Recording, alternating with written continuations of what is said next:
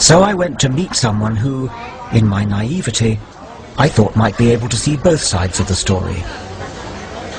Yusuf al-Khattab used to be called Joseph Cohen, born and brought up as a secular Jew in New York. In 1998 he moved to Gaza as a Jewish settler, but there he discovered a different God, Allah.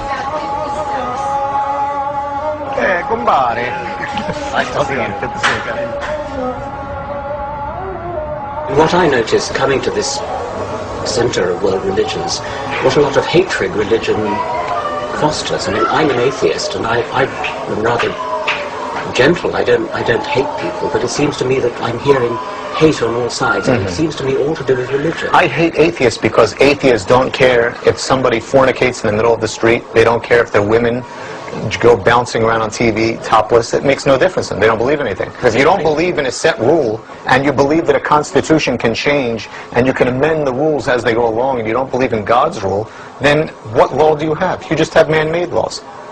I realized I was in the company of someone who has willingly bought into fundamentalist dogma. Is the basis of morality. What do you think about the September the 11th attacks on New York and the July the 7th attacks in London? Okay, since you like to speak about evolution, I like to start before. What do you think about the Jews that have destroyed over 417 Arab villages, including all mosques and masjids, which wouldn't affect you because you're an atheist? So what are you saying? That we should sit back and say, oh, you know what? Let us progress and let us sit down and drink tea and talk about what to do.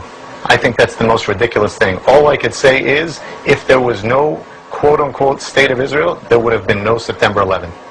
But if we've all got to live together, it's not going to be helped if there are people of very, very strong faith who simply know they're right and are not amenable to argument, because there's somebody out there who's just as faithful as you and has his faith just as strong as yours, which is opposite to yours. You see, the problem is, Richard, I think that you have fear.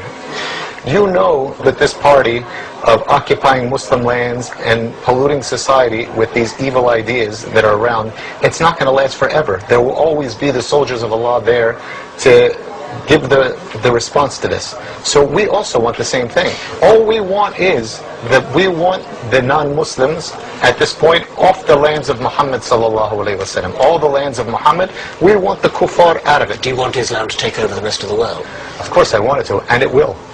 So my advice is to clean up your show at home, take your forces off our lands, correct yourselves, fix your society, all right? Fix your women. Fix your women, that's not my business, that's my women's business. No, it is your business. It is your business. When you take the women and dress them like whores on the street. I don't dress women, they dress themselves.